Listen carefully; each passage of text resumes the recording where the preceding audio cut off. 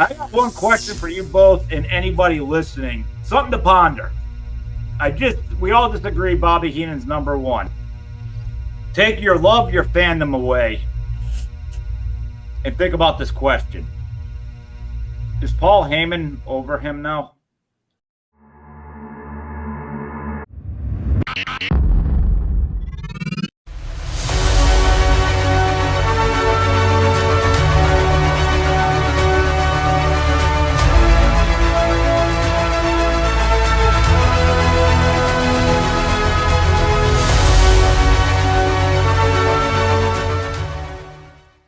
Well, hello, everybody, and welcome to another edition of Average Superstar TV. I am your host, Laura Lepre, and it is the end of the year where I like to do roundtables for the month of December, aka I can't find guests, but Christmas and New Year's going on. So I pick it's another fun way because I've always said I like doing roundtables as the year goes, but it really actually works out. And I like to pick a lot of topics. This show is something that varies. In this round, we are going to do the top 20 wrestling managers of all time. I realize all you wrestling fans are gonna love to have a say in this. Feel free to jump in the comments, but we just kind of put a list together. I would say, as the top 20, you kind of know the top 5, but don't get too blown away when you think this one should be over that one, but feel free to jump in the comments and all that. But going around, Zumo, this is your first time. Welcome to my show. What's going on, brother? Excited to be here. Can't wait to talk wrestling. Sweet. And returning, someone from my horror movie world, Matt. How you doing? Good to be back, friend. Thanks for having me on, man. Appreciate it. Absolutely. And we vary because we love a whole bunch of different things besides wrestling. And to top it off, we're diehard Point Break fans, so we're always gonna buy. Give me two. Yeah.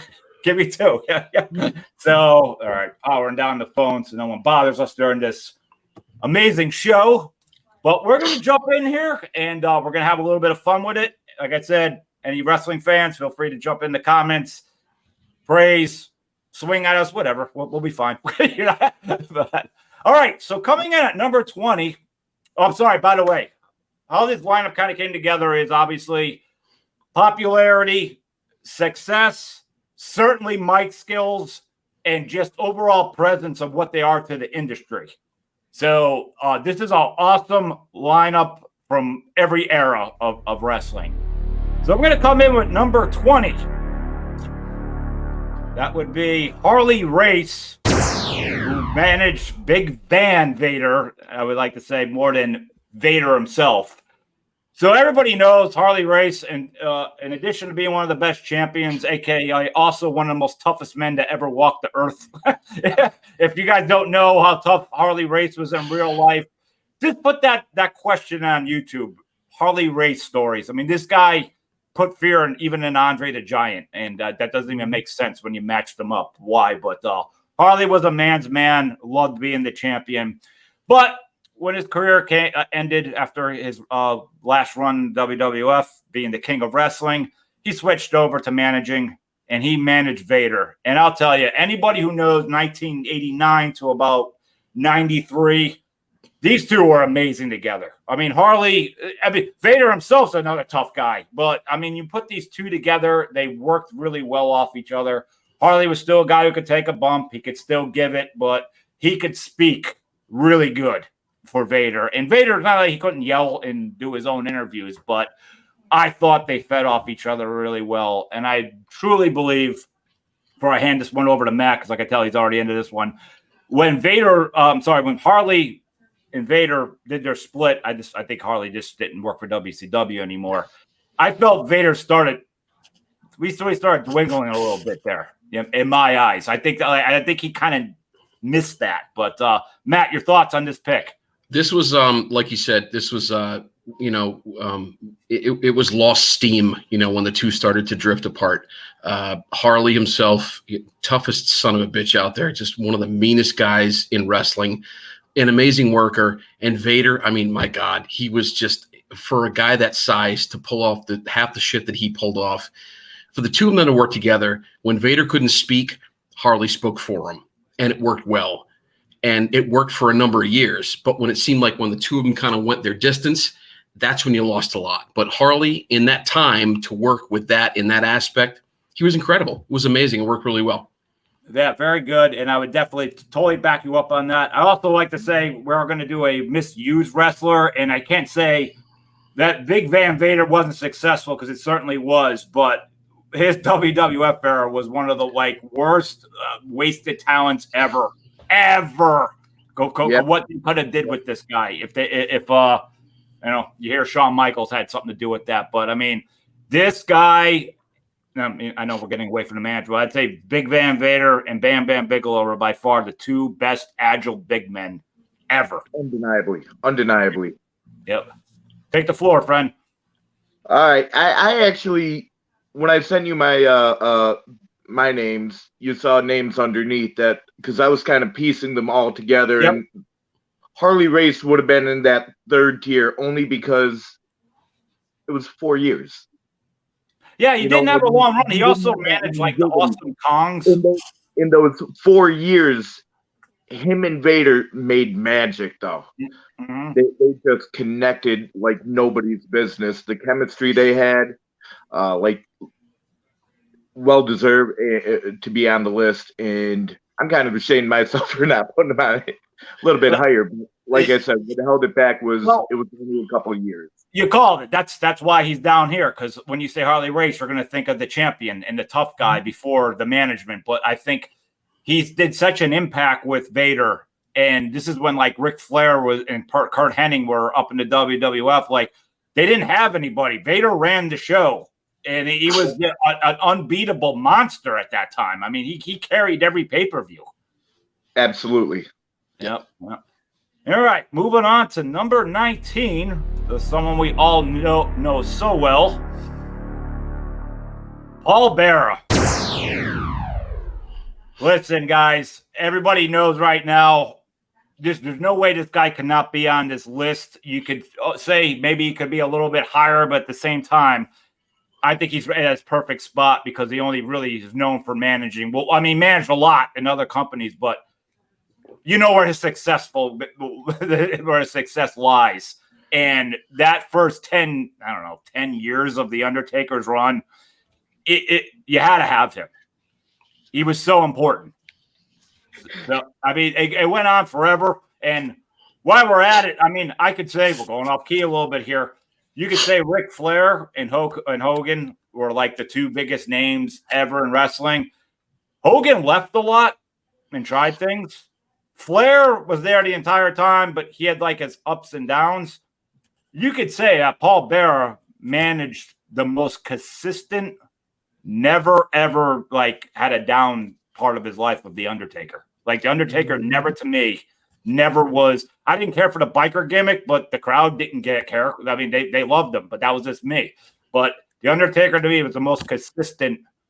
I almost want to ask if you could be near Vince, who made more money for the company, The Undertaker overall or Hogan back in those first 6 WrestleManias? But Matt, take it away. Okay, so this is where I'm going to chime in on this. Lauren, I love you, brother. You know that this is where I'm going to pipe in. And I see this as, because I left him off my list. I gave you a short list of people. Okay. I see this as someone like this guy, Elizabeth, and I'm going to use this term quite a few times. No problem. Window dressing. Okay. I see managers as guys who are imparting their wisdom upon the guys that they're bringing in to then, take part in the work and do whatever. I saw Paul Bearer as a kind of guy who was just kind of there. Undertaker was so dominant, he could probably have done all of that without Paul Bearer. You look at someone like Elizabeth, window dressing. Was she good looking? Sure. Did she provide anything? Eye candy for the fans? Window dressing. That's kind of where I saw him. I'm granted, influential, iconic, sure. But in this realm. I totally get you. This is why he's down at number 19 in my eyes. Yeah, exactly. Yeah. I'm granted a huge part, and even when he was Percy Pringle back in the day of the old World Class Championship back in Texas, there was something there. But when he became Paul Bearer, this was McMahon's idea to create a character, and that's where he kind of put him. Without a doubt. And the go back on what you just said, I completely said, like, yeah, he's down at the way towards the bottom here at number 19. But if you remember at the very beginning, The Undertaker did talk, but he did not talk that much. And this is why I have him on the list, because Paul did kind of carry him until basically Vince started saying, like, yeah, he's not really that needed now. Right. Yeah. Yeah, and he did have the funeral parlor and stuff. So yeah.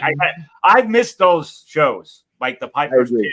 And Absolutely. They hit all of them. I liked all Flair for the Gold. I loved all those. The Piper's Pit, they were all legendary and very crucial to the programming. Yep. Your thoughts, my friend? I would have had him in my top 15. Top 10, again, probably not. Top 15 because wrestling wrestling is a sport that deals with your emotional investment. The Undertaker, when he first came out, how are you going to emotionally invest yourself in somebody who's so stoic as he was? Paul Bearer was that highlighter that Taker needed to become the phenom that he became. Not to mention, he has what I still think one of the funniest lines of the 90s when they came out that he was Kane's father and whatnot. And yeah. Like, oh, in my younger days, I was quite a studly man. Yeah. Died laughing. To this day, I'll put that on YouTube and crack up. I still watch what he yells when he identifies as Kane as his son. We that all week, all us wrestling fans, we were just yelling that down the streets. Like, absolutely, yeah, right. Yeah, it was my son who was on fire. Like, I was just like, it's too good. It was just so good. All right, moving on. Number 18. Let me just throw this in here. We all talk about this era of wrestling and what this company did to bring wrestling a whole new life. I think this person gets way lost in the shuffle. I cannot put this person obviously much higher than this, but I got to throw a wrench in here with number 18. I got to go with Francine. So anybody who knows my background here, I did have a hand with helping one of the promoters with ECW. From the time Jerry Lawler showed up at the ECW arena until the doors closed, I was at every single show except for one. So I saw half of that era. So I'm a little bit of attached to the ECW managers not getting their due. But, there's me dressed up as Sabu at the arena. Yeah, anyone? Nice. So I was that guy for 2 or 3 years. So, yeah. I'm all over the place. But let me just bring up, though, Francine we're going into the era of the diva. And then the divas came more wrestlers when that was great. But Francine weighed nothing, and she was getting super bombs through tables by the pit bulls. She was with Shane Douglas, we all know. She was with Tommy Dreamer. She was the queen of Extreme, literally the entire career. That's basically her entire career. Like stamp, like hi, I was the queen of ECW. I literally watched Francine perform over 100 times in the ring, easily. I mean, I was there about good 4 or 5 years, so I saw her. So she worked her butt off. She was great. She was a company person. She was Paul. That was her main girl, the head cheerleader. I just think Francine is never talked about as a manager at Valet enough. So I don't know either one of yours history and what your attachment is to ECW, but my pick at 18 here is Francine. Matt. Were you at I want to say it was Central PA. Were you at the show where she actually got the better of Bubba Ray Dudley? Is that when she beat up all the Dudleys? Yes. Yeah, she beat up even Big Dick and all that. Yeah. I mean, that was, yeah. I remember. I'm still 25 years later, I'm still trying to find footage of it. Yeah, you know what's funny? She has a podcast, and she got. Oh, I listen. I was up here. Someone asked that question. I think Bubba was actually on. They said, "Were you guys mad that you got beat up by a girl?" They're like, "No, She was the queen of extreme. Paul put faith. That night, it was time for her to rise. So Francine was the quote unquote original diva. She transcended from the Miss Elizabeth, very classy, girl next door type, to that 2000s diva, TLC, lingerie matches, stuff like that. She was that important, very important middle point. Without Francine, we would have probably not my favorite time for women's wrestling, but we would not have that whole time period. She absolutely deserves to be on this list. She was there first. It's good wording. Yeah, she was kind of there first before what you see now. Yep. Matt, your thoughts? I was kind of behind the curveball when ECW was hitting the big back in the day. But what I do remember was I used to work at a casino in Connecticut in the late 90s, and on Saturday nights they'd show the ECWs on this old cable channel when I was working, and I'd sit there and watch them like for an hour at a time come out and do their thing. And I was just amazed by what they were doing, but I was also amazed by just the presence that she held. Mm-hmm. And, for manager, okay, you can call it that, but you know what? She had some weight. You can look back at that in the late 90s and say she was absolutely, let's face it, Shane Douglas called them the franchise. She was part of the franchise. She was that big back in the day. She was huge, man.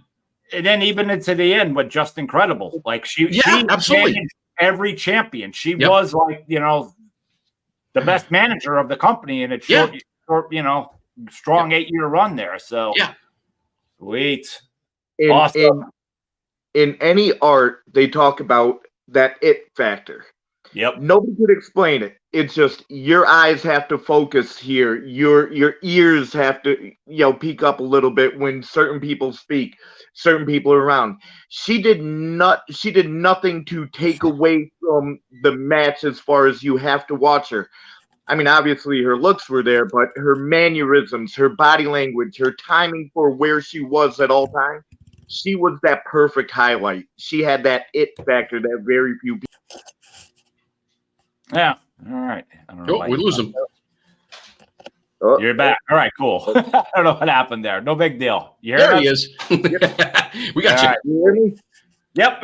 You're back. You're all good. Don't worry about it. It's StreamYard. All right. We're going on to number 17 with another iconic manager. We're going a little bit more ways back. This is more of a Matt department, but I highly agree. Arnold Skolin, the overall manager who will always be known for managing the great Bob Backlund. Matt, take the floor on this one. This is you're bringing it back to my day. This is where it was at. I mean, he ran Bruno, he ran Backlund. He's like, a man of few words, but you knew that when Backlund and Sammartino got out there, they were just straight influenced. They took everything they had off of his word. And this was almost the inception of, you had a guy there that was listed as the manager, where we all knew what he was doing, but it was the action of where the wrestler was at. And this is how the strength was. This is what rode Backlund all those years to holding on to the title, because he had such a influential and intelligent manager. And Skolin was it, man. He was the man back in the day. Wait, right. And then, between him and Bruno, who had longer title heavyweight reigns ever, between the two of them. So you could, in a way, say he was number one, but as you said, he wasn't a guy he was part of the show, but the way mounts are today is why he'd be more, we have him down more on the list, but he has to be spoken up. Right. He has to be. Yep. Simo, were you familiar with the Arnold? Because he kind of was done in the early 80s. Yeah, very very minimally. Going back watching tapes that my dad had taped from back in the day, so I really don't have a lot of details on it. I do recall him with Backlund, and again, just the perfect highlight, from the little bits I've seen. And he has one of the biggest moments in WWF history by, Sheik's got him in the camel clutch and they threw the towel in because he didn't want to drop the belt for what the new era was going to be with getting the belt to Hogan. So, yeah, pretty crazy. But Arnold Skaaland, number 17. And now moving on to number 16 of this one's more, no matter what era, everybody knows this, even if you didn't watch this as much, but he just stuck out because what a character. The Grand Wizard. Man, I take it first. I can tell you're excited. You know what? I was reading up a little bit more on him as I went along, and I was, I remember him back from when I was a kid, but just him back in the day, it wasn't about what he knew, but this was just so much more like just an enigmatic presence. He was just bigger than the screen. He was bigger than the guy that he was in front of. He was very quick on the mic, fast with what he was saying, but he just completely, he worked with Ventura for a while, and Ventura, who was about as good on the mic back in the day as the day is long.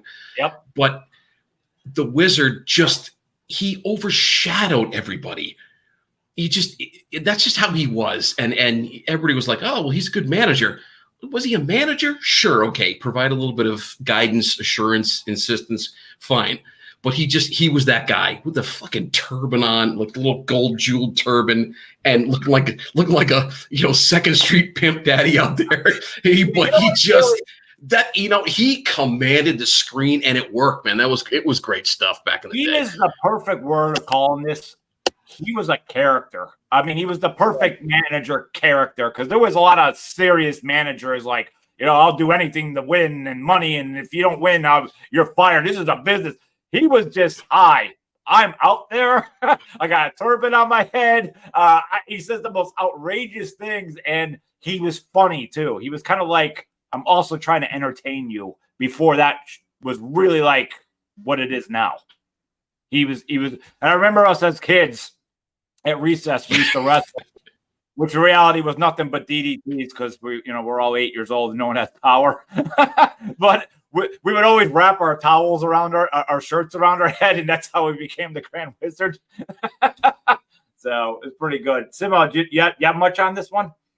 Yeah, not a lot, but at a time, like you said, when managers were all in suits and ties and serious business, he added that color and that command that just was needed, and again transcended the way we viewed the role of the manager. Yeah, good wording, my friend.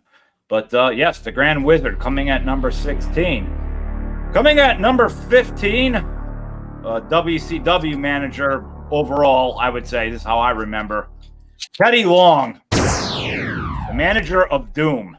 And from that alone in 1989, guys, Doom ran the Road Warriors out of they practically ran them up to the WWE. I thought Teddy was perfect, and I loved the way he even spoke, kind of had that reverend thing going on. Like, it was this, at least, man, if that was going on in other companies, I didn't know about it.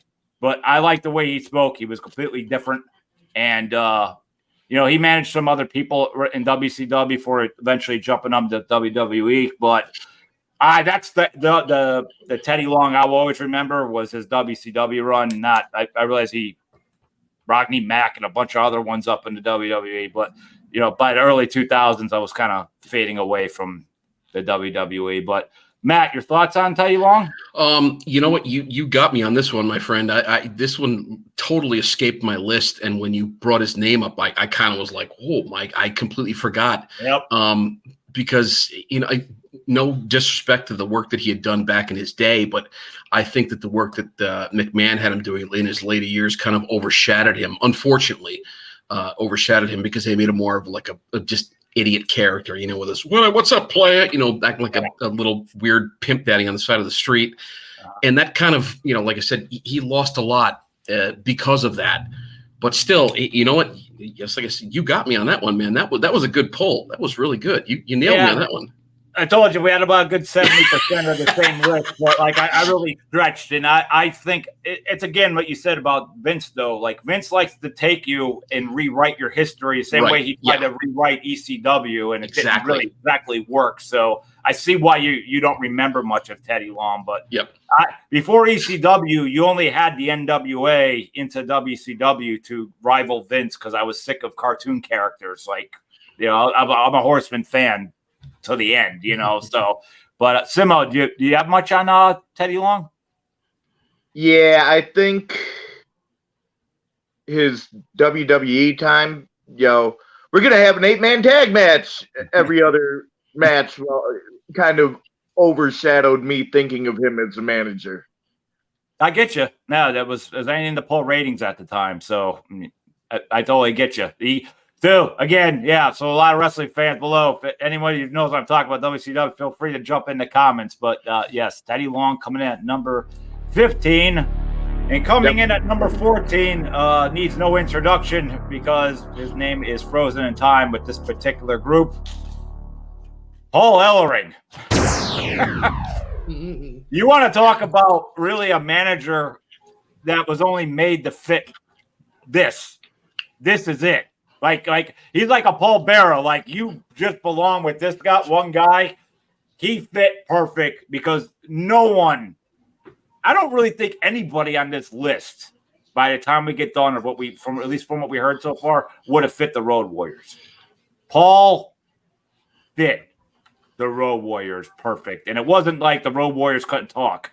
That's for sure. Yeah, especially Hawk, but Paul fit. It was like a great three-way trio with that. Matt, your thought on this? This is, you couldn't have nailed it anymore. This is about as one-sided an argument as you could ever find. This was, Paul Ellering was meant to work with the Road Warriors. He is a staple statue icon with the way back. I mean, my God, back in the days of the AWA with the old stadium brawls and, Hawk and Animal taking wooden chairs to the skull from the fans. And Ellering screaming on the mic to get people away. And then, this might be a theme here. Once he gets to the WWE, WWF, McMahon goes, well, we're going to put with a couple of dopes like the DOA and completely ruin your image. And then Authors of Pain and NXT, good tag team, but it just clearly, people were like, oh, yeah, that was the guy that used to manage the Road Warriors. It wasn't the same. It was a complete loss. Yeah, I mean, we all could sit there forever for how good Vince is. You can't not say Vince was bad. I mean, but he had horrible doozies. This is one of them, along with like telling Sabu you need to talk in the mic because he didn't take the time to learn the character. Yeah. Of like, Sabu's not supposed to talk. He's just not supposed to talk. Like, stop it, He was a killer. Yeah, it was. This is one of those things that you're talking about, though. So Paul, again, he's one of them in my eyes. Well, I think everybody's eyes that love the Road Warriors. He was an NWA, like that was it. Like he was in the original War Games against the Horsemen.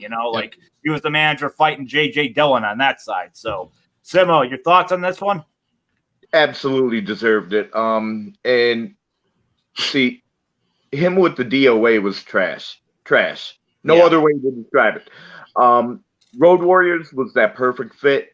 And when he was with the AOP, it had that vibe. And I think that just kind of overshadowed how good AOP really should have been. Yeah. And Paul Ellering brought that out of them. So his knowledge, his influences, highlighting everything that he did with the Road Warriors specific, just perfect. Love it. All right, we're getting in closer to the top 10. We're coming in at number 13. This manager's already been brought up. Matt chimed in, and I'm about to chime in and kind of agree with him. Lots to unpack with this one, and there's a reason I can't put this any higher, but in my eyes, I think it should be lower, so I'm going to go into this one. Miss Elizabeth has to be recognized. I have to recognize her, but I can tell, like, I'm agreeing with what Matt said earlier. She really was a decoration in the window. I know women say, like, oh, she was the first lady. Guys, I mean, all due respect to her, great, but she just sat there and smiled, or else looked like she was constipated to me, like the entire time. When, like Macho Man would be getting hurt. Like I did not hold Miss Elizabeth when I was younger high. I got a couple more on the list of this era. I don't want to spoil this, but around when Miss Elizabeth's out, where I put way higher. We'll get back to that momentarily because they're coming up. But Miss Elizabeth, to me, I have to give her respect around here because she was part of the Macho Man Hogan, that first 7 WrestleManias. You can't discredit her either, and I did like her second era of during the Monday Night Wars when she went with Flair. I thought that was one of the might have been the coolest thing she ever did. Like, oh, she actually flipped to the other side and all that. And I always dug the Macho Man Flair era in the WWE with Kurt Hennig, with like the Randy and Elizabeth, the Photoshop pictures. If anyone remembers that stuff, I love that. So I got to give Liz some credit, but I don't know if Vince was like, all your job is just to be eye candy for now, but later we're going to try to get you to do more verbal, and it just didn't happen. But I just look at so many women in the last 20 years, especially, are light years past and should be on this list, but because of who she is in that beginning of her era, I have to give her some respect and put her here. Matt, going back to you on this one. Iconic, of course, absolutely, no doubt. But you got to admit, when she first came into the whole situation for the first, I don't know, maybe 6 months to a year, this was the perfect atypical dysfunctional relationship between she and Randy Savage. Every time she spoke up, he'd be like, "Shut up, Elizabeth." He'd shut her up.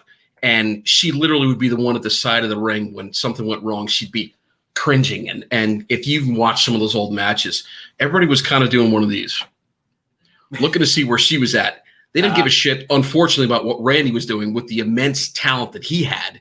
Yep. This is kind of where I go back to the whole window dressing thing. Iconic, sure. Influential, not so much. You're right. And I think her 2 biggest moments is when she pulls Hogan down to the ring by the Hart Foundation. Oh, yeah. That was a beautiful moment. And you have to say, regardless of what anybody thinks of, there's a reason she's at 13, and I have to give her that ending of the Warrior and Savage when they're in the ring and the crowd, and they're panning to all these women crying. I'm like, you can't say it didn't connect, because even when I watched that, you're just like, oh, given the history, they're going to get back together and you'll never see either one of them again. And of course, that didn't last long. But Similar, your thoughts on Miss Elizabeth? I actually did have her on my list. And, well, you're right. She doesn't have the mic ability that just about everybody on the list had. She doesn't have that knowledge. She didn't really add anything as far as her capabilities, talent. She had that it factor to the point that she was able to pull on your emotion. Why were you watching her mannerisms during a Randy Savage match? Because that was just the match highlighted Elizabeth's emotions, and yes, 99% of the time that would not be what you want in a manager. However, at that point in time, pulling Hogan down, oh my God, she's, for everything that Savage did, she's getting Hogan to help out, and then the walk away and just the breakup the whole time. You're emotionally invested in that more than anything we've had talked about before. It was groundbreaking, that emotion at the end. Yeah. Huge. And that emotional investment put her in my top 10. Cool. Awesome. All right. We will be getting back to this Elizabeth because there's a couple I said coming up, which we'll backtrack. But we're going to go with an iconic manager we all know so well. Coming in at number 12 will be Pencil Neck Geek, Classy Freddie Blassie. For the record, I would always say I would remember him more as a wrestler but more than anything. But you will always remember when we were younger, especially when the action figures came out in the early 80s, he was one of the main 4. And he definitely managed the most hated tag team when wrestling was real, and it was really emotional, where Nikolai Volkov and the Iron Sheik the enemies of America going on and everything. He fit perfect.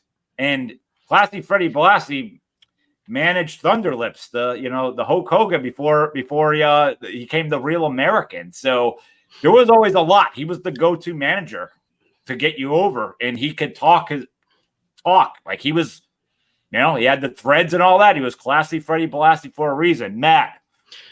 This is history right here for me, man. This is about as almost as deep as it cuts outside of maybe somebody like Bobby Heenan. When I was a kid, we were calling each other pencil neck geeks in school. Mm-hmm. And I was just doing a little bit of research on him a couple of weeks ago, and I had forgot how many guys he managed himself. Blackjack Mulligan, Peter Maivia, Ray Stevens, Adrian Adonis, Killer Khan. Like, the list is just – and he was there, man. He didn't have a whole lot of lines, but what he delivered was so powerful. Yep. It was unreal. And I mean, let's face it, as 8, 9, 10-year-old kid growing up, I wanted a pair of hot pink, sequin slacks like he used to wear back in the day, man. He was the man back in the day. Yep. And even the younger, this is when going on, I'm 8 years old. At that time, I'm still liking all the good guys, but there was a few of them that liked that. No one likes Freddie Blassie. Everyone just couldn't wait for him to get hit. No one was like, I'm going to be Freddie Blassie at recess. No one wanted to be a manager and be him. Yeah, he hated this guy. So he did his job, and he is a true icon. Simo, your thoughts on Freddie Blassie? Do you have much on him? Again, he made my top 10 list. The amount of people he managed, like Matt brought up, was insane. Yeah, and that alone, plus taking it back to what got me into wrestling, was my grandmother. She would sit at the kitchen table on little 13-inch TV, watching whatever was on, pounding on the table. You kill that son of a bitch! Get him! and she would be, if there was one person she hated more than Freddie Blassie, I would be afraid to know who that person was. So Freddie had to be on that list just for my personal memory. And I mean, the list of people he walked to the ring with was second to none. And calling everybody a pencil neck geek for 40 years. Yeah, his book. So anyone who wants to read about Freddie Blassie, get his book, Pencil Neck Geek. Yep. Really, really cool. I mean, he even goes back to managing Juno Jean LaBelle. We're talking about way back in the early 60s and stuff. I mean, that's when he was wrestling. I mean, too, at the same time. But he might have been one of the first wrestlers that transitioned into being a manager that it worked. He split time. Yeah, he had split time. Yeah, he had a good split time. Yep. All right, we are going to go into number 11. Number 11. Let me just throw us down here, and I got a couple things I'm going to say right out of the gate. Sonny, Emmy Lynn Stitch. I have to throw her right in here, and I go into this one. Anybody watching this right now? In the time being, it's December 2023, and she just got sentenced to 17 years. That's a whole different topic. Why is she making this on this list? If anybody remembers when she first got to WWF at the time, she was the number one trending person in the world. She was on fire. She had all the world at her feet. We all tuned in basically to look at her at one point. She could talk. She brought the house down. She had a hell of a career at the beginning. We all know things went down south after that, but she had success in ECW. She had success in WCW. This is where I backpack to Miss Elizabeth when saying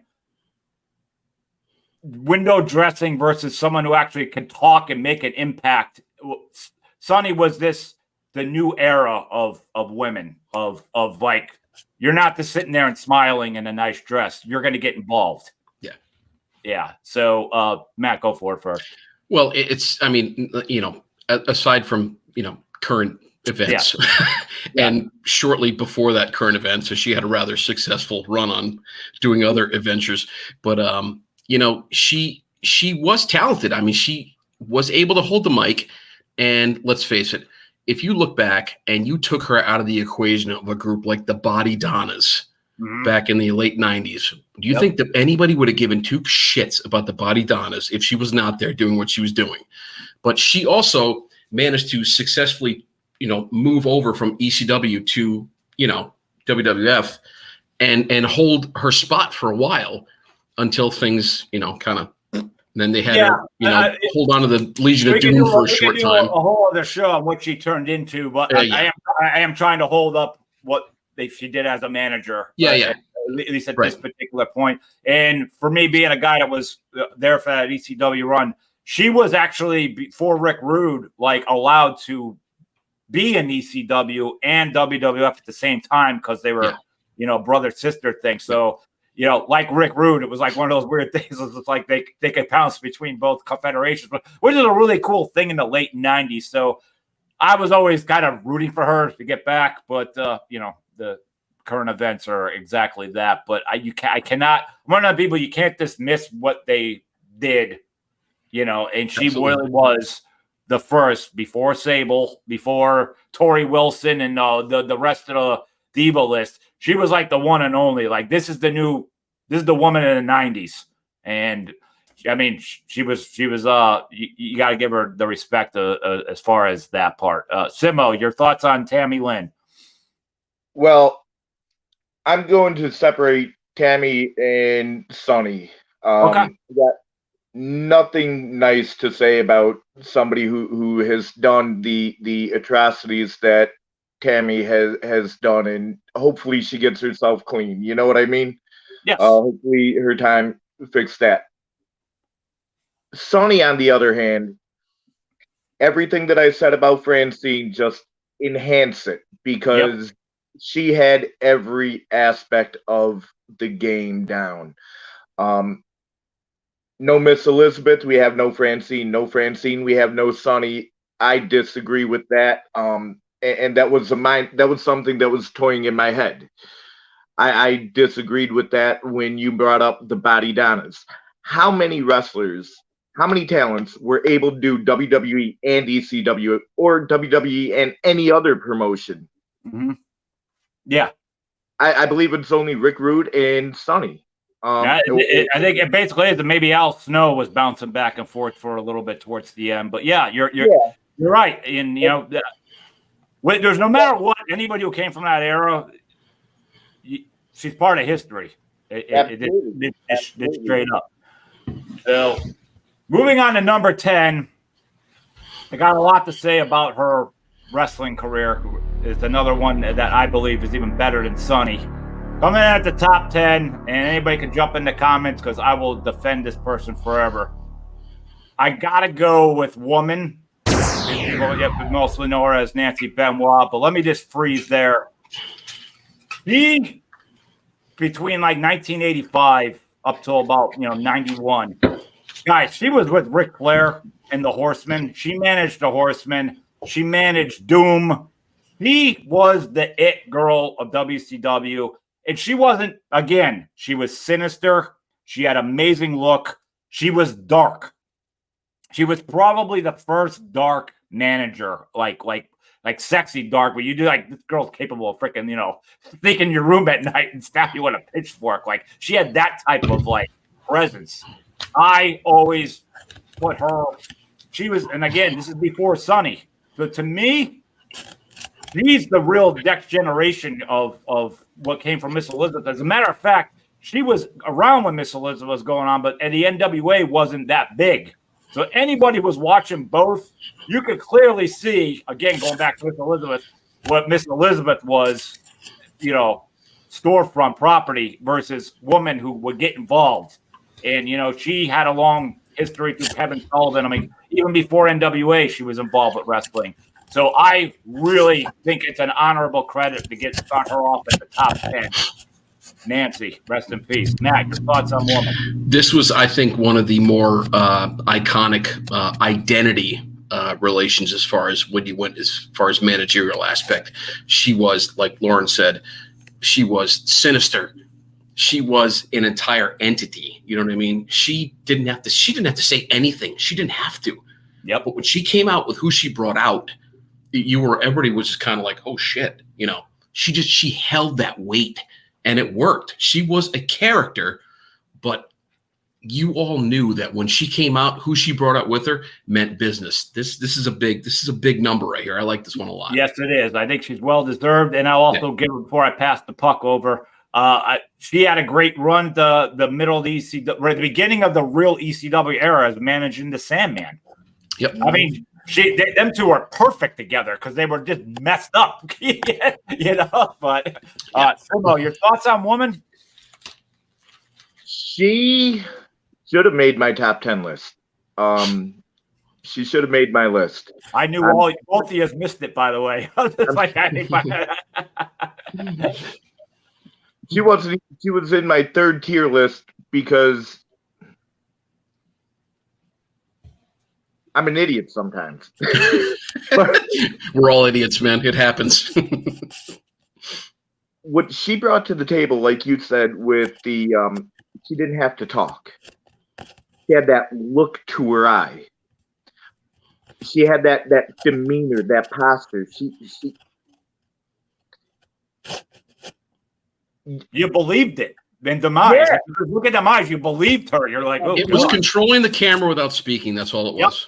And she did it better than almost anybody in the business. That's why I'm disappointed in myself that I didn't put her on my even my secondary list.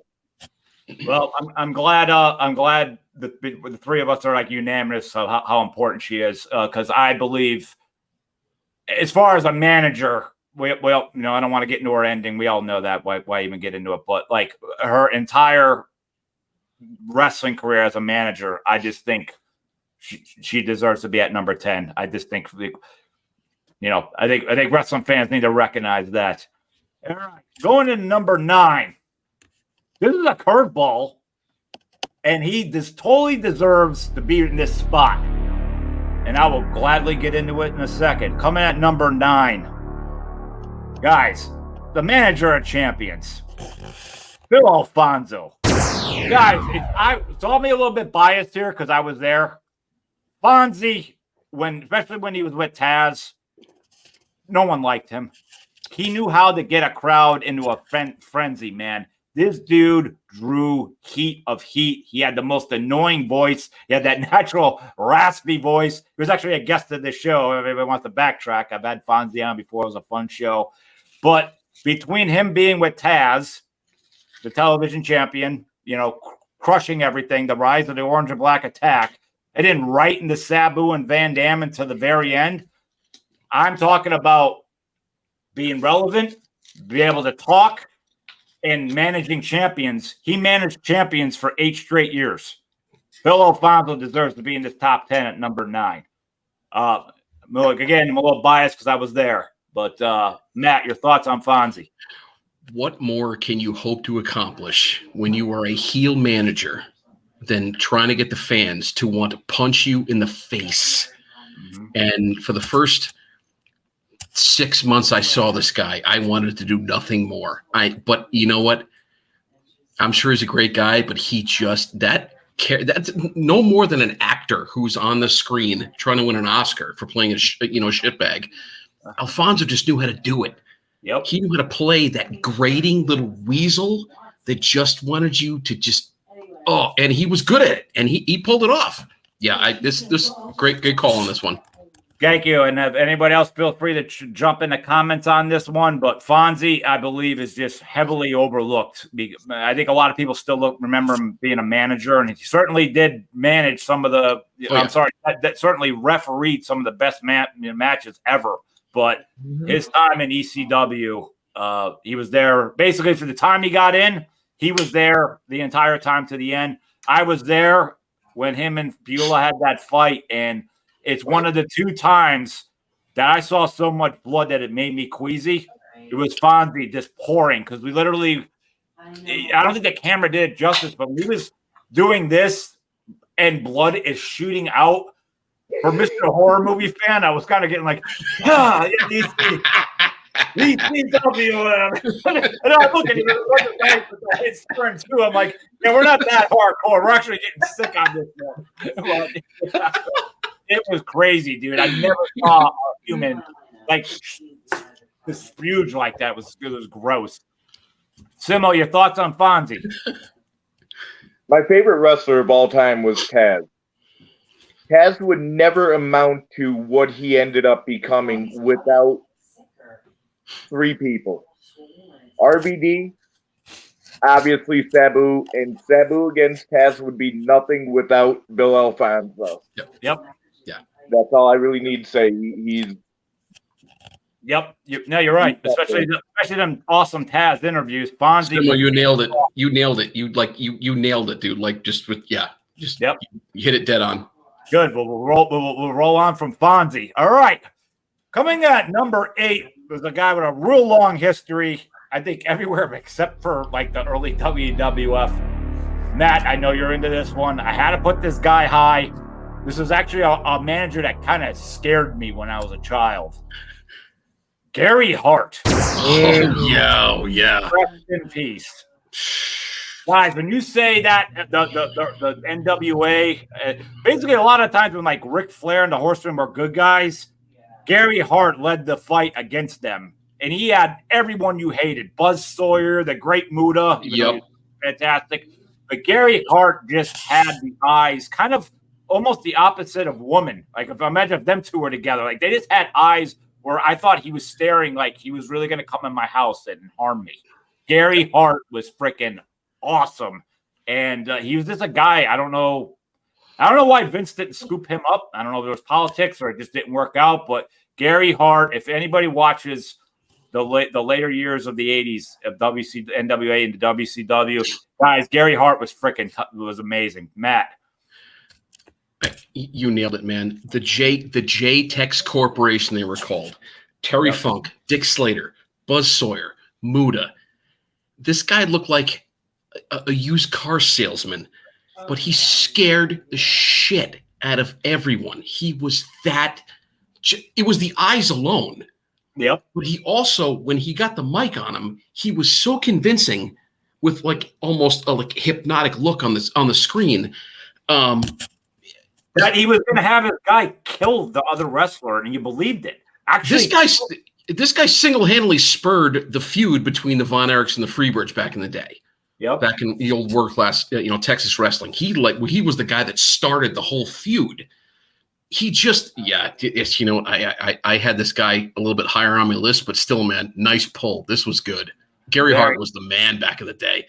And anyone who understands what the wrestling manager finally getting his. But if you could just get your hands on him and not exactly get a hold of it, like get the punch in before it stopped. If anyone remembers the Terry Funk, Ric Flair, I Quit match, Flair ends up winning. Terry being managed by Gary Hart, and Terry goes, I'm going to shake his hand, and Gary Hart's like, no, you're not. And then right before he shook his hand, he kicks Terry. It turns on him, and Flair gets a hold of him. It gets like only like 2 shots in before the Muta jumps Flair. I remember screaming because I wanted to see Gary get beat. It didn't happen. Yep. It didn't happen. That's how much heat. Like, oh God, Gary Hart, hit him. You know what I'm talking about, Matt? You remember that? That was classic cinema back in the day, man. That was great stuff. Yep. Simo, do you remember this? You familiar with Gary Hart? Absolutely. I was actually just about to bring that story up. Mm-hmm. So I mean, dude's legendary. Things nightmares were made of was Gary Hart's mind. Oh yeah. Yep. Yeah. Rest in peace, Gary Hart. All right, guys. We are down to our top 7 already. We're obviously all going to jump out again for anyone who's wondering what order and stuff. There's no real wrong answer here. So I'm going to jump into another heavily inventive and a heavily annoying and what a talker. Coming in at number 7, Mouth of the South, Jimmy Hart. Guys, who didn't want to kill Jimmy Hart with a microphone, with a megaphone? What brilliance. He has a megaphone at ringside, agitating people, and he was the prime example where I talked about Gary Hart. I don't remember anyone really hitting Jimmy Hart. It's like they got a hold of him, and somehow he had to pull out of his jacket and slide under the bottom of the ring. But Jimmy Hart hardly ever got touched, and you wanted it so freaking bad. Matt, go for it. I can tell you're something. First of all, Jimmy was a horrible seller. He was a horrible seller. When he finally did catch a beating, it looked so bad. But we were all, as fans for the other guy, we were happy about it. Jimmy, even with his band back in the day, the Gentrys, the old country band, listen to some of his old stuff. The guy's so talented. It's amazing. And even today at, my God, what is he, mid-70s? He could get out there and probably run with these guys to the best of them.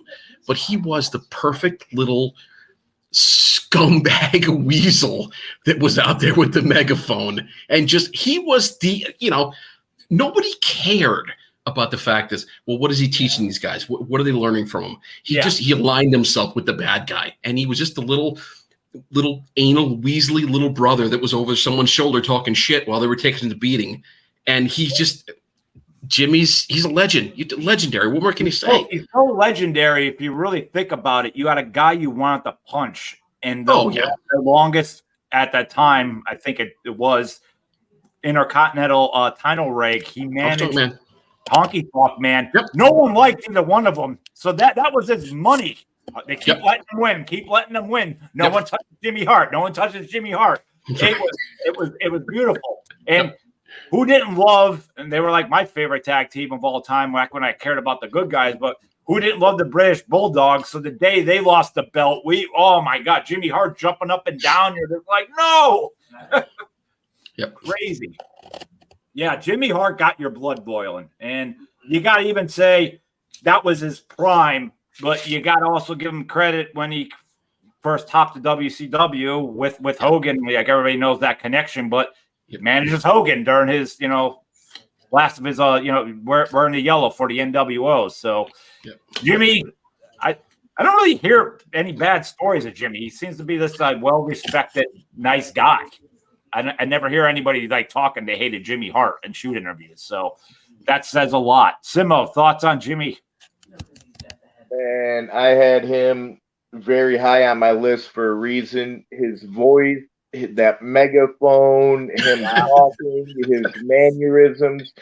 You just wanted to slap the ever-living shit out of him, and sorry about that, but nobody, I can't recall a time where somebody really got their receipt on Jimmy Hart.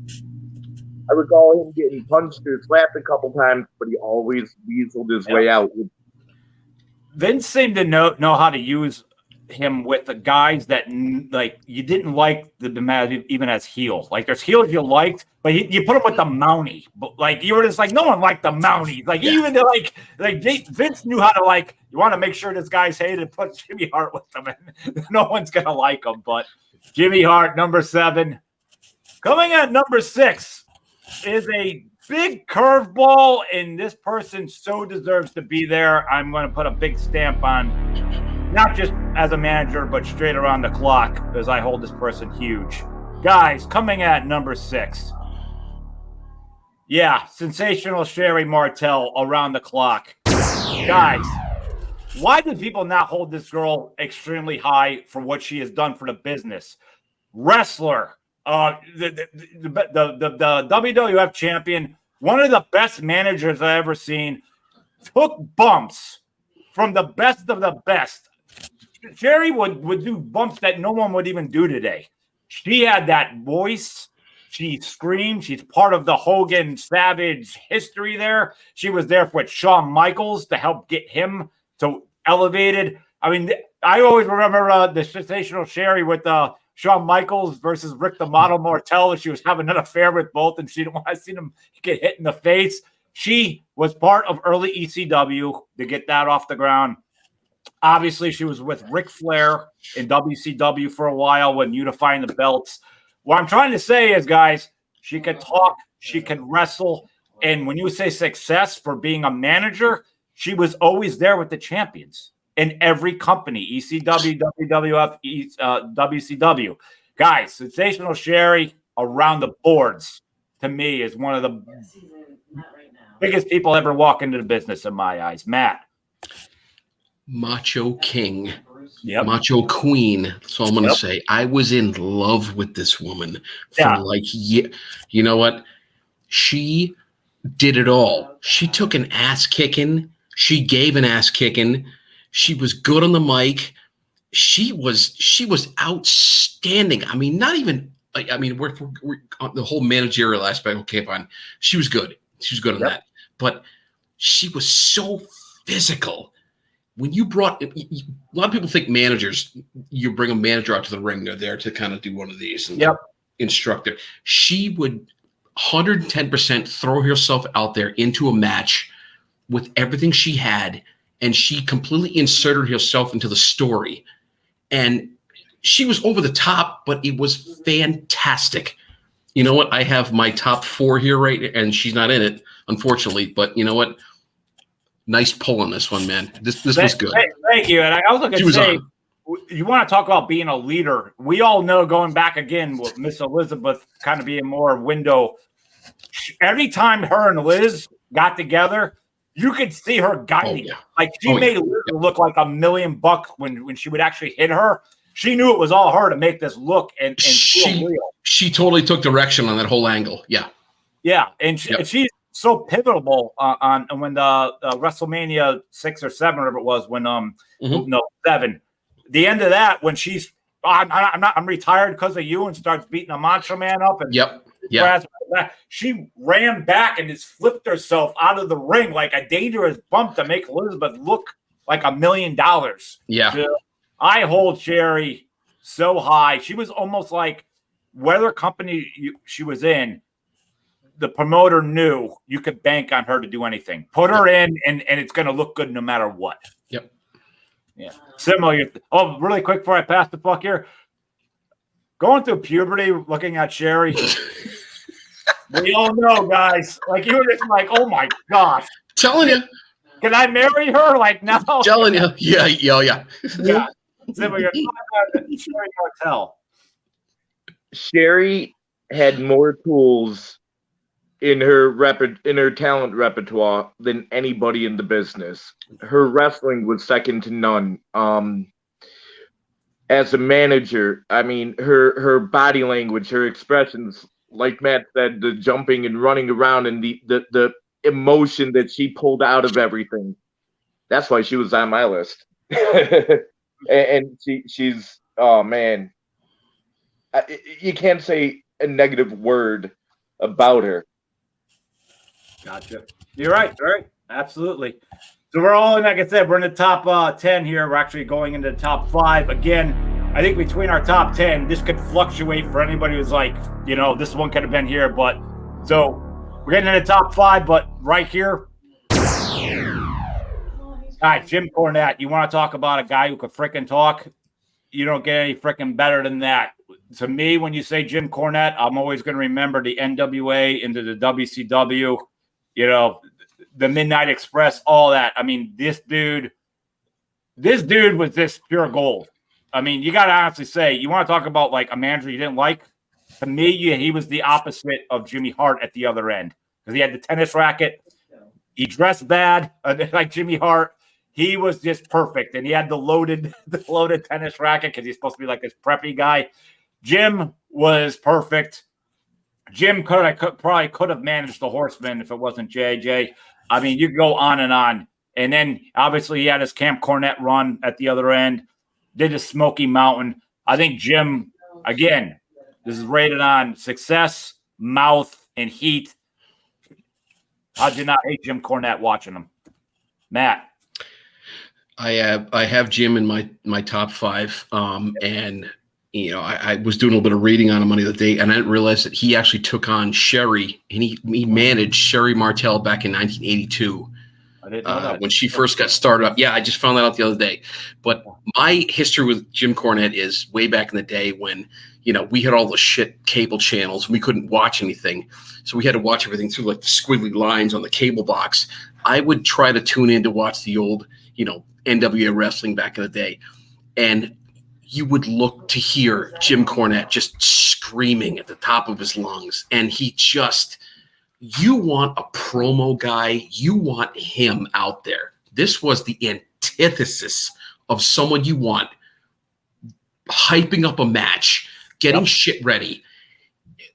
And the whole Midnight Express, Rock and Roll Express, those feuds are pro wrestling legendary. Like I literally, agree with you're that. talking iconic shit. Yep. Because he made him that way. He built him up that way. This was top 5 total, man. Great call. Easily, thank you. And you could also say, like you said, Midnight Express. Beautiful Bobby Eaton was one of the most nicest dudes to walk the earth. He couldn't speak. This is where a manager comes in to sell the team. Bobby wasn't a guy you wanted to hear talk. Like he just, that's what a manager is for. Yep.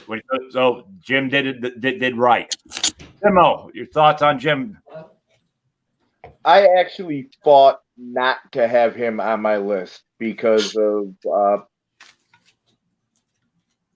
minor moral encompasses that I personally disagree with that he has outside of managerial. However, his work as a manager, Heavenly Bodies, the Midnight Express, the amount of singles wrestlers, even Cam Cornette was that heel manager that got crazy. He knew how to push a button. 90% of it, like made you want to punch him in the face. And for that factor alone, I could not have him on my list, though I don't think highly of him. Okay, yeah, but we're all in agreement on that, one way or another. Down to the top 4, guys. We all know this one. We're gonna know these top 4 very well. Top 4. When you said wrestling back in the day, managers, this was the first one I thought of this at that time because of the history and how animated. Guys, Captain Lou. You kidding? When we all going around school trying to connect a rubber band to nothing to our face and hope it stuck. Captain Lou, heel manager, what a motor mouth. Eventually into, managing all the faces. But, man, I mean, this guy's history. I mean, even all the way back from Roddy Piper putting the gold record over his head at Piper's Pit to managing the Samoans. I mean, this guy was the guy. And I'm so happy to say I met Captain Lou at Monster Mania maybe 10, 12 years ago-ish before he passed. But it was just nice to say hello, even if it was just for a moment, to an icon like that. But Captain Lou to me is also a guy, I don't know, it's just the way I see it. I think like history kind of doesn't talk about him enough. That's just maybe the way I see it. Maybe I'm wrong. But Matt, your thoughts on the great Captain Lou? I mean, this is you're talking about as iconic as you can get. Like I said, when I worked at the casino back in the day, I met him one time they were running a wrestling show, and he ran up to me after the show was over and asked me where the buffet was at because he had the Samoans behind him. Oh, so I showed him where the buffet was at. But I mean, 16-time manager of tag team champions. I think he kind of lost a little steam when he took on the whole U.S. Express and the Bulldogs and he started to go face. Lou was bred to be a bad guy, but still, regardless, it didn't change the fact that come on. When he had way back in the day, when he was talking about going through his shock therapy and he aired his shock therapy on primetime wrestling, he was just the most enigmatic life. Like this guy had a pulse that just went through the screen. This is perfect motor mouth. And anybody, oh my God, yeah. Anybody who wants to hear something awesome, go to YouTube and put in the Captain Lou song. He even had a song, and it was freaking awesome. Yes. Captain Lou Albano song. Yeah. I don't know if the WWE put it out or he put it out himself. I don't remember, but Captain Lou was so important to wrestling. Similar, your thoughts on Captain Lou? Yep. Man, when you go back and think about the rock and wrestling era, Wendy Richter. And that just completely changed the world of wrestling. Yep. You have a small amount of names that were there, and Lou was right in the middle of it. So absolutely, that's why I had him in my top 5 too. So easily, I mean, him and Cyndi Lauper even like you have all that like everybody goes back. He was there for, I always said the biggest, like you want to say the 2 biggest eras of wrestling to me was the beginning of WrestleManias of that transitioning of all the territory shut down and then the Monday Night Wars. To me, I mean, if something happened since then, it didn't hit my table, but, and he had ECW all at the same time, but that's good that Lou was there for it, even if he was kind of more going towards the face manager at the time. Yep. Boys, we're down to the top 3. Number 3, I hold very high. I would like to say I should have had it at number 4, but the manager of the Four Horsemen, James J. Dillon. So let's just go up and say, I don't know if I can see this. Anyone can see my Four Horsemen tattoo, but Nice. I am a guy. I'm a guy. Anyone who knows me, I was not a giant WWF. I was very sick of the WWF by the time WrestleMania 3 happened. I was kind of over the cartoon characters and trash can man this and Coco Beware. One day, I was at a friend's house because they didn't have cable, Channel 11 in New York, and I saw 4 guys in the ring with suits on and a manager, and I'm like, what's this? Why do they have suits on? Why are they not talking like wrestlers? They sound like they're businessmen, and that's my origin into the Four Horsemen. And you want to talk about a guy that knew how to speak. Not all 4 of those guys knew how to talk, but plus JJ, he did it. And if you've ever watched the Four Horsemen documentary, he really was a manager booking their hotels and their travels and all that. Like, he literally was a manager, but he was also a real manager.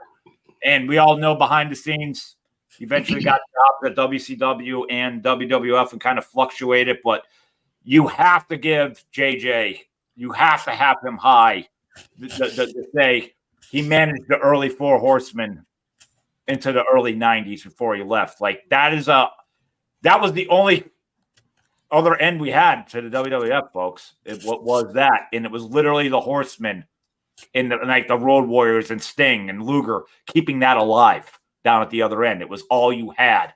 So to me, keeping that above water, being the manager, all that, guys, he has to be extremely high on the list, JJ. Matt, your thoughts on JJ? You're talking about one of the most influential pro wrestling names of our lifetime. And, for the powers that be to have indoctrinated him with the ability to hold the weight of probably one of the greatest franchises ever. I mean, let's face it, he was, outside of Flair and, the guys that wrestled next to him, he was the spokesman. He was the guy that held everything together. Yep. And he didn't have to go out and do anything egregious or grandiose or be the big evil guy, but he spoke. He spoke on behalf of the guys he was representing. Tully Blanchard, Arn Anderson, Ole Anderson, ass kickers, straight up ass kickers. And he just simply promoted them, and he was there to promote them. And he did it well with a class too. He was classy. He was a classy guy, which fit in with how the Horsemen were. And it just made everything JJ Dillon. I mean, what can you say? You can look back and say influential, amazing.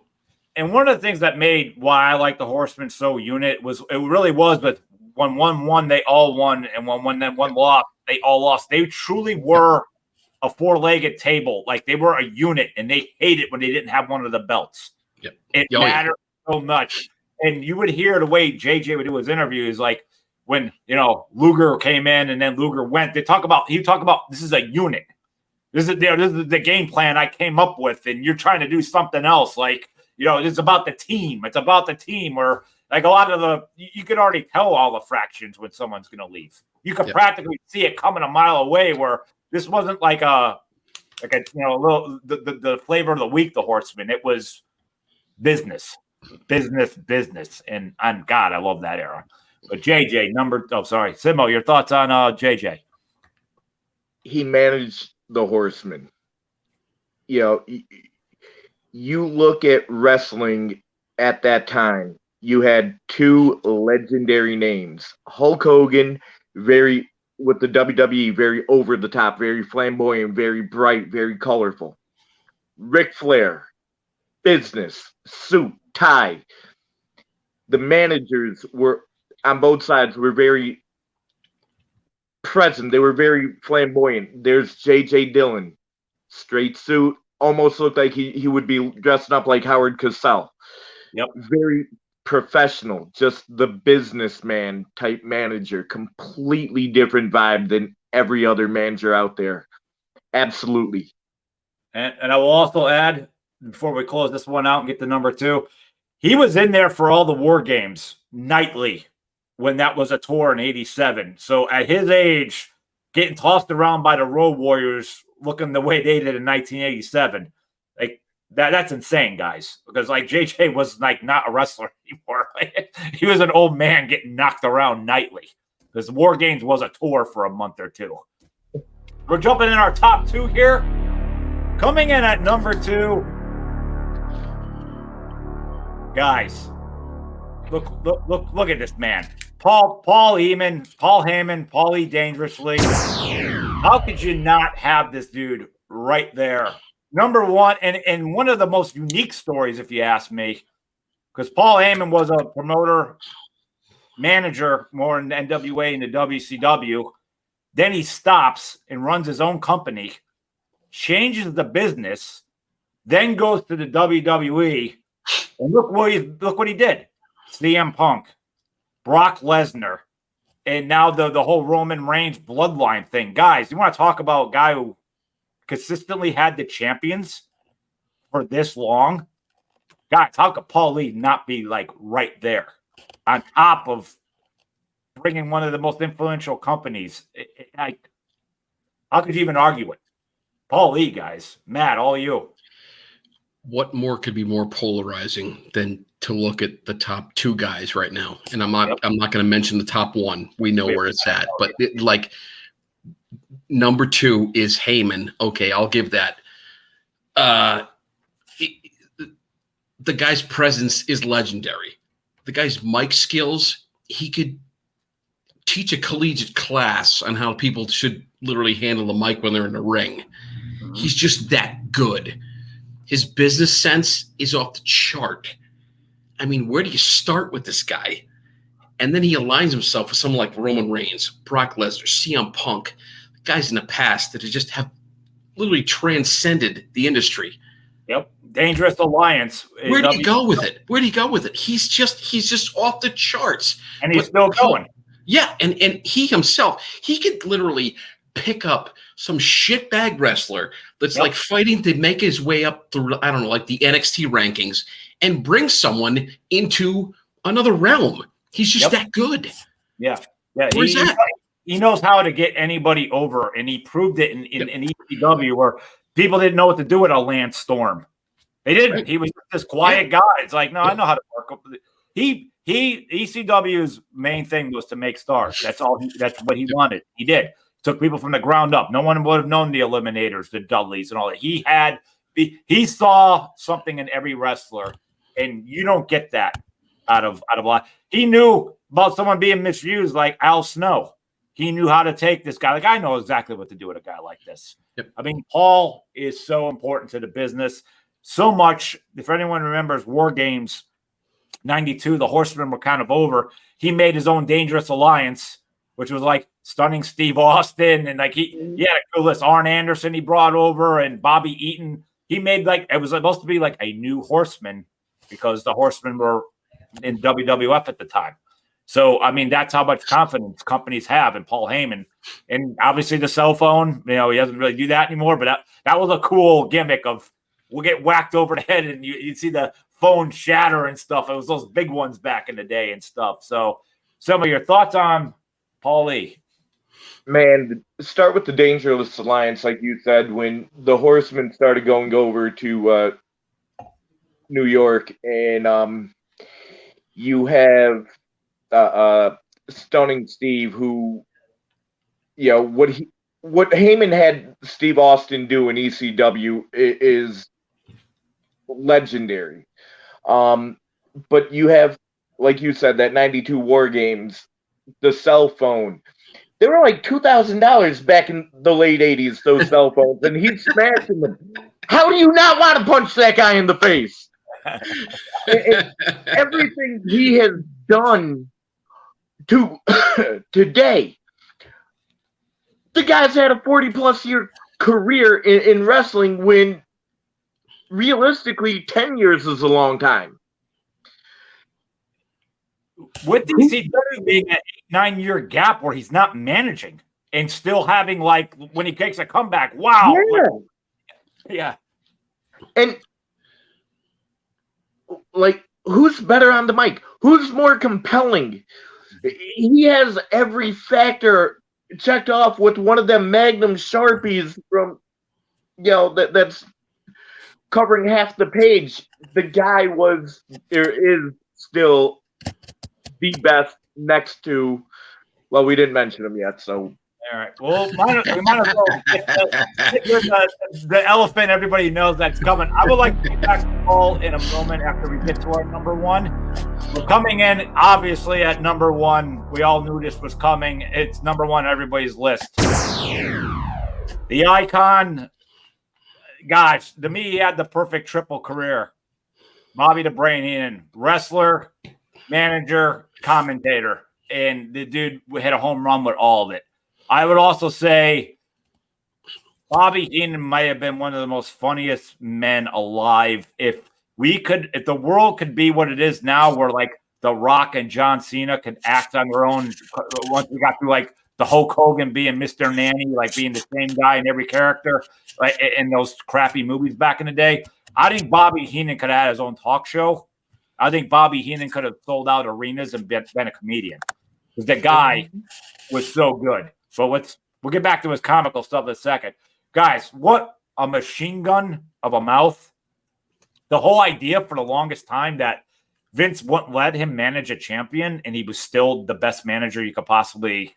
It really was. I think it was Kurt Hennig might have been the first one to get the strap in the Heenan family. But that was the whole thing. You need to be managed to have the belt to be over. And he always said the best check he ever got was WrestleMania 3, where Andre was told, stare straight ahead at Hogan. Don't say a word. Let Bobby do all the talking. Bobby, when I would watch Bobby's interviews now, I was a wrestling manager. I thought I was okay. I don't know how this dude just fires rapid fire of just like no dead air of the promo. He was so beautiful and perfect. And when it came for his time to get beat up, that dude threw his body around like, oh my gosh, like you thought he died with some of the bumps the dude would take. Bobby was so important. Primetime wrestling with Monsoon. Those bits, they're on YouTube. I watch them all the time. Like to relive all that. I love that combo. I love his bias at Royal Rumble '92 with Flair. That was one of the most funniest. Like he's completely rooting for Flair the whole time. So freaking good. I liked him. I know he didn't have a good time there, but I love this time with Shivani on Monday Nitro. I thought he did really good there as a commentary. I mean, guys, it's Bobby Heenan. We could go on forever with this. Pass the puck to Matt. I mean, all I'm going to say is this. Like, I wept the day that I heard he passed away. I literally wept. I was like sobbing like a fucking teenager because I realized the talent that was lost. You know, you want just the ultimate talent. Like Lauren said, watch the old primetime videos on the day and then watch the night that Shivani basically forced him on Nitro to talk about Gorilla Monsoon's passing. And you'll know grief. Yes. Because Bobby was beside himself, but he held it together. But besides all that, the comedy, the action, the mic work, the promo work, you are never going to find a better manager or a better guy to push a product in your life. And that's where I'm at with Bobby. Just my number one from now, from forever on. All good. Yep. And the best quotes ever that he said. Flair talks about this all the time because when he came up to the WWE in '91, he was supposed to handle Ric Flair, like kind of travel. And Heenan was like, well, he wasn't about partying at that point of his life. So after a week, he quit and he yelled at everybody on the floor and said, he told Ric Flair, he's like, I hate you, not making with everybody's like, I hate you. I hope all your hair falls out of your head and it grows back red. That's what he said. I mean, it's so perfect with that. I love that whole when he brought Flair in, how like he wasn't even managing really anymore, but like he had to be the guy that kind of led it with Kurt Hennig and all that. He was beautiful. He just was. You want to talk about a team player guy? He's well missed. And again, when he passed, I remember I was very gloomy that day, and on my outdoor movie screen, I aired Royal Rumble '92, and I invited nobody over because if anybody talked during the commentary, I would have killed them.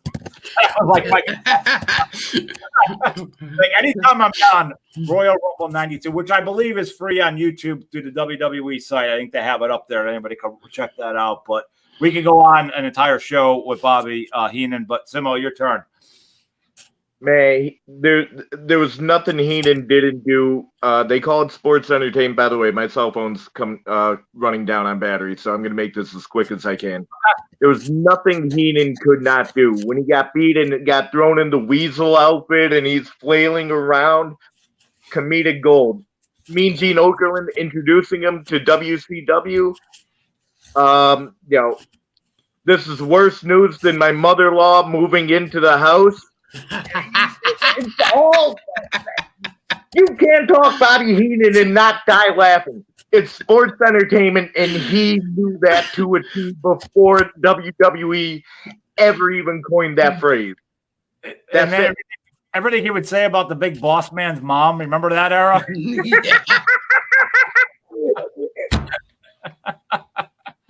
that was just it was just too freaking good. But yeah, I hope this was an entertaining list for everybody. Hope everyone can feel free to jump in on any comment. God knows we had a good top 20 here. I got one question for you both and anybody listening. Something to ponder. We all disagree Bobby Heenan's number one. Take your love, your fandom away, and think about this question. Is Paul Heyman over him now? With the amount of success of managing the champions for this long, would you think it overrides it, or do you just think Heenan's just that untouchable? No, Heenan is still number one. I love Heyman, but Heyman still is a mouthpiece at the end of it all. Bobby's number one. It was something I was just thinking about. It's just that throwing it out there, everyone can joke. But the amount of successful champions consistently for this long, right. I wonder if Paul overtook that. I'm not talking about maybe Mike's skills as much, but Heenan's Heenan. Zumo, your thoughts on that? I will not disagree with anybody that puts Heyman over Heenan. I personally cannot. Okay. Cool. Well, any fans watching this, feel free to jump in below on that last question. I just think it's not trying to start civil war, but I just think Paul's been that successful. Who knows in the next 5 to 10 years if he's still managing? Do you have to say that? And if it is, that'd be one of the weirdest things because he had that gap with ECW where he wasn't merely managing, the override everybody. But yeah, it's been an awesome list. I'm really happy with everyone's feedback, and I like that. As it's my show, but giving respects to Sensational Sherry and Woman and Sonny, the few curveballs in there, even up to Harley Race. But with that, I will say, tell everybody, thank you for taking the time to check out the show. Hit that subscribe button here on YouTube and Spotify. We have a new show every Monday. Matt, any parting words? Anything you need to plug? Everybody, just thanks for watching, man. Thorough love to my guy. I appreciate it. You'll be good. Wait, Zumo, I know you're about to run out of juice. Yeah, no, I appreciate you bring me on for this. Thank you. Fun times. Sweet. Well, that's how I end every show. I will tell everybody watching, thank you, and the party is over.